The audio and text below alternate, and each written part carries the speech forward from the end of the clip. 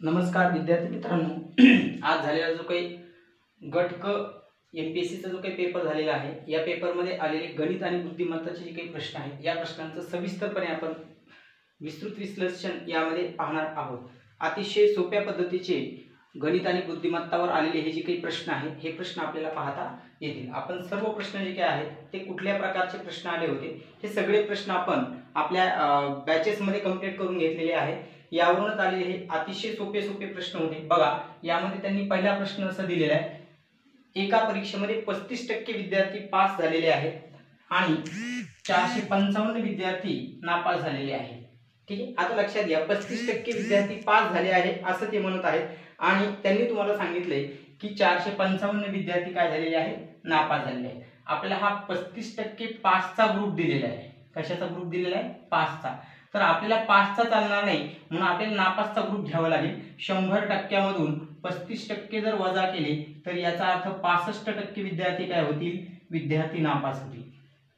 काय होतील? विद्यार्थी नापास. आणि हेच विद्यार्थी ते 455 आहेत, हे लक्षात घ्या. कारण आपल्याला जो संख्येच्या स्वरूपामध्ये दिलेला ग्रुप असतो तोच ग्रुप आपल्याला टक्क्याच्या स्वरूपामध्ये शोधायचा आहे. म्हणून मी म्हणणार हे 65 म्हणजे 455 आहे. आपल्याला त्यांनी सांगितले एकूण विद्यार्थी. आपल्याला काय सांगितले? एकूण विद्यार्थी. मग आपण एकूण विद्यार्थी किती पकडणार? 100. त्यावेळेस विद्यार्थ्यांची संख्या किती असावी? x विद्यार्थ्यांची संख्या असावी. ठीक, क्रॉस मल्टिप्लिकेशन करूया आपण. 455 गुणाकारामध्ये 100 जातील, 65 खाली येतील. लक्षात घ्या, फक्त आपल्याला भाग देता यायला पाहिजे. मोठ्यात मोठी संख्या शोधा जिने या दोन्ही संख्येला भाग जातो. 13 ने भाग देण्याचा प्रयत्न करू आपण. 13 त्रिक 39, खाली राहिले 6, 13 पाचे 65 आणि खाली 13 पाचे 65. 35 गुणाकारामध्ये 100 भागिले 5. 5 ने 35 ला भाग दिला 7 चा जाईल. 7 ला जर 100 ने गुणलं तर उत्तर येतं 700. म्हणून पहिला प्रश्न जो काही होता यामध्ये आलेला, त्या प्रश्नाचं उत्तर आपल्याला घ्यायचं होतं 700, की जे 700 उत्तर काय आहे त्यामध्ये बरोबर उत्तर आपल्याला पाहायला मिळेल, जे की ऑप्शन पर्याय क्रमांक 2 यामध्ये तुम्हाला पाहायला मिळते. पुढचा प्रश्न, त्यामध्येच दुसरा आलेला जो काही प्रश्न होता तो प्रश्न आपण बघूया. एका शाळेतील मुली आणि मुले यांचं गुणोत्तर 4 जसे 5 आहे. लक्षात घ्या, मुलींची संख्या, मुली जे आहेत त्या 4 पटीत आहेत आणि मुलं जे आहेत ते 5 पटीत आहेत. मुले किती आहेत? 5 पटीत. आपण मुलींची संख्या त्यांनी दिलेली आहे 76. मुलींची संख्या किती आहे? 76. तर मुलांची संख्या ती किती आहे असं म्हणता येईल. आपल्याला मुलांची संख्या काढायची. सुरुवातीला आपण लक्षात घेऊ की 5च्या पटीमध्ये कुठले ऑप्शन्स आहेत? सगळे 5च्या पटीतच ऑप्शन्स आहेत. म्हणून आपल्या सुरुवातीच्या गटामध्ये एकही ऑप्शन कटणार नाही. म्हणून आपल्याला x ची किंमत काढता येईल. त्यांनी मुलींची संख्या प्रमाणात दिलेली आहे 4x, पण ते म्हणतात की मुलींची संख्या किती आहे? 76. आपण म्हणायचं हे 4x आणि 76 दोन्ही सारखे असावे. म्हणजे आपल्याला x जर मिळाला तर आपल्याला जे काही मुली आहेत त्या प्रमाणामध्ये किती आहेत ती मिळून जाईल. मग x जर काढायचं असेल तर 76 भागिले 4. 4 1 4, 3 राहिले, कितीचा भाग जाईल? 4 1 4, 4 9 36, म्हणजे x ची किंमत आली 19. आता x ची किंमत जर 19 आलेली असेल तर मुलांची संख्या असेल 5 गुणिला 19, म्हणजे 19 5 95. पर्याय क्रमांक 2 जो आहे तो बरोबर पर्याय यामध्ये आपल्याला पाहायला मिळेल. 95 मुलांची संख्या तिथे होती. काहीच नाही, फक्त मुलींची संख्या प्रमाणामध्ये मांडायची होती. त्याला x जोडायचा आणि 4x म्हणजे 76 असं आपल्याला सांगता येईल. कारण मुलींची संख्या आपल्याला संख्येमध्ये माहिती आहे, म्हणून आपण म्हणलं 4x म्हणजे 76. तर x म्हणजे 19. x जर 19 आलेला असेल तर 5 गुणिले 19 म्हणजे किती येतो? 95. ठीक आहे, पुढचा प्रश्न. पुढचा आणखी एक तशाच प्रकारचा पोलीस भरतीच्या लेवलचे, सरळ सेवेच्या लेवलचे हे प्रश्न तुम्हाला पेपरमध्ये आलेले आहेत. लक्षात घ्या, 2 ट्रेन दिलेले आहेत आणि त्या 2 ट्रेनच्या वेगाचं गुणोत्तर आहे 2 जसे 3.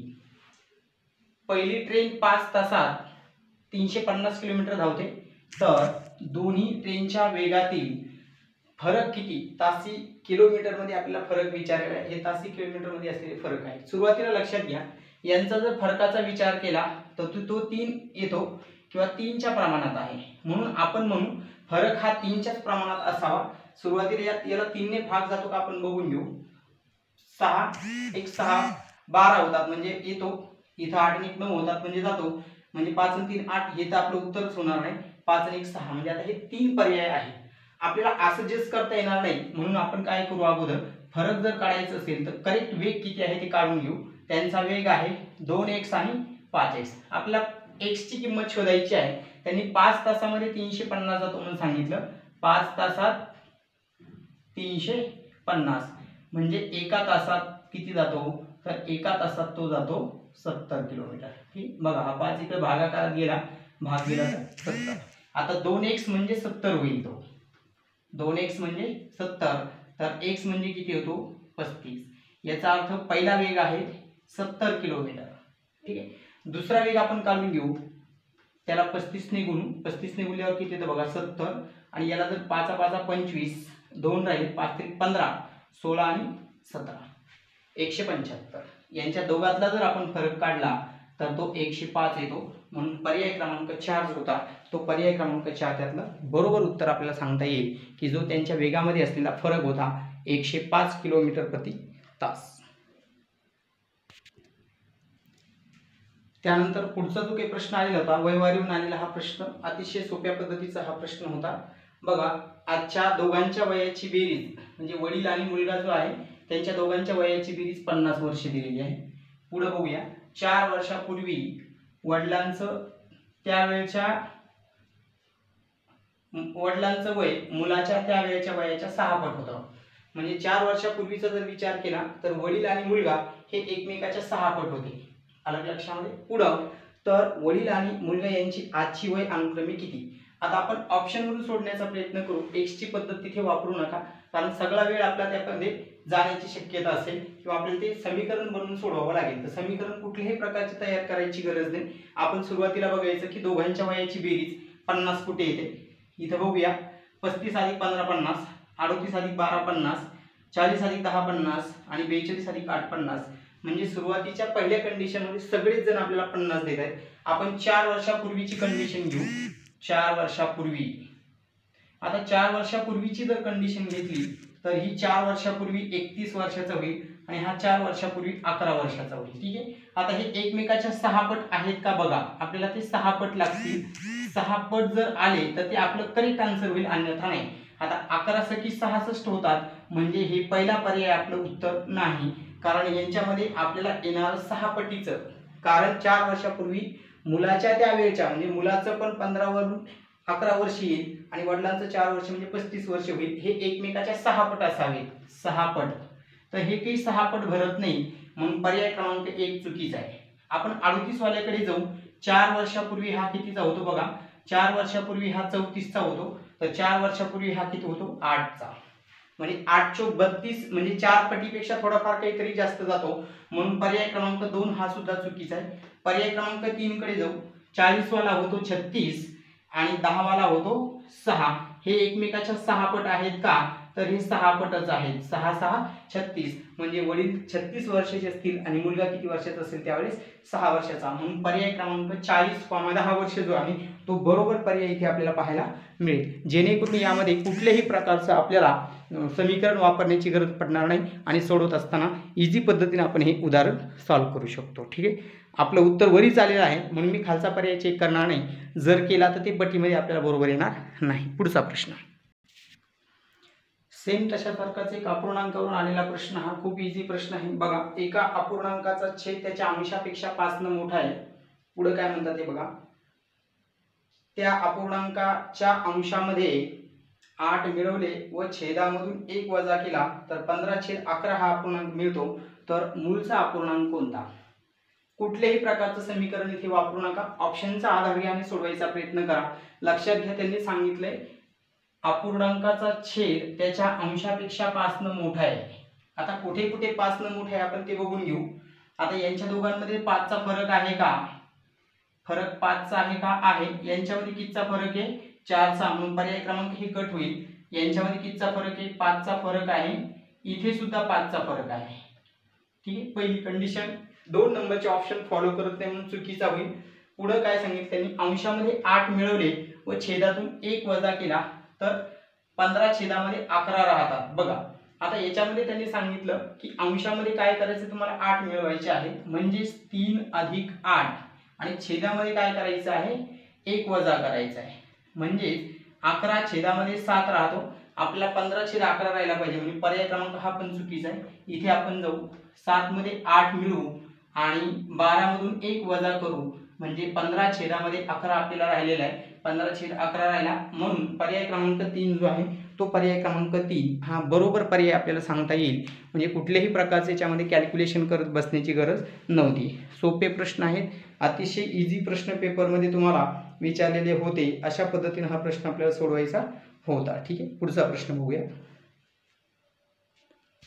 बघा, अतिशय इझी प्रकारचा आलेला हा पुढचा जो काही प्रश्न होता, हा प्रश्न आपल्याला सोडवायचा आहे. या प्रश्नाचा जर विचार आपण केला तर आपल्याला इथे सूत्र वापरायचं आहे. सूत्र असं आहे की 100 गुणिला टक्का, 100 गुणिला टक्का वाढ भागाकारामध्ये 100 प्लस टक्का वाढ असं करायचं होतं आपल्याला. म्हणजे 100 गुणिला 60 भागाकारामध्ये 100 प्लस 60 हे जे काही सूत्र आहे आपण ते वापरणार आहोत. भागाकारामध्ये 160 येतील, 0 0 कट होईल, आपण 4 ने भाग देऊ शकतो. यांना जर 4 ने भाग दिला 25, याला जर 4 ने भाग दिला तर 16.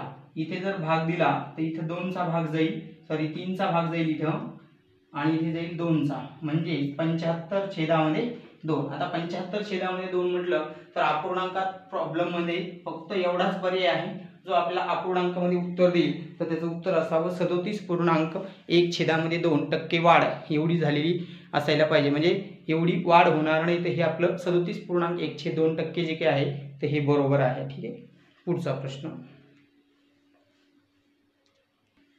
बघा.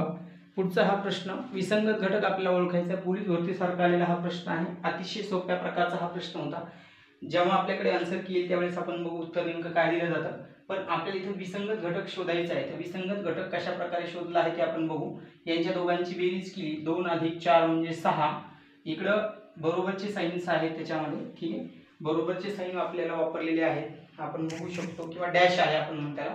ठीक आहे, डॅश आहे, सॉरी डॅश म्हटलेलं असेल तर आपण म्हणू की या दोघांची बेरीज केली तर 6 आली, डॅश बरोबर या दोघांची बेरीज केली तर 3 आली. याचा अर्थ 3 ची दुप्पट त्यांनी इकडे आलेली आहे, असा आपण एक अर्थ घेऊ शकतो. 4 + 4 म्हणजे 8 झाले, डॅश इकडे 2 + 2 म्हणजेच 4 झाले, तर 4 ची दुप्पट इथे पण आहे. ठीक आहे, या दोघांची बेरीज करू, 6 + 2 म्हणजे 8 झाले, डॅश करून इकडे बेरीज केली 5 झाली. यांच्यामध्ये बेरीज आपल्याला दुप्पट मिळत नाही, म्हणून हा पर्याय आपला विसंगत असायला पाहिजे. खालच्या पर्यायामध्ये येऊ आपण, 8 + 4 म्हणजे 12 घेऊ, डॅश करून दोघांची बेरीज केली तर 6 घेऊ, इथे पण दुप्पट आलेले आहे, म्हणून प्रत्येक ऑप्शन मध्ये दुप्पट आपल्याला पाहायला मिळतं. पण पर्याय क्रमांक जो काही दिलेला आहे 3 नंबरचा, हा पर्याय क्रमांकामध्ये आपल्याला दुप्पट पाहायला मिळत नाही. तर यामुळे आपल्याला हा जो काही विसंगत घटक असणारा जो पर्याय आहे तर तो 62-23 हा पर्याय आपल्याला इथे निवडायचा होता. तर अशा प्रकारचे काही जे काही गणितावरून आलेले हे सोपे प्रश्न पेपरमध्ये पाहायला मिळालेले आहेत. तर या प्रश्नांची अशी उत्तरे होती. राहिलेले जे काही प्रश्न आहेत, राहिलेल्या प्रश्नांचे उत्तरं आपण लगेच पुढच्या व्हिडिओमध्ये टाकणार आहोत. धन्यवाद.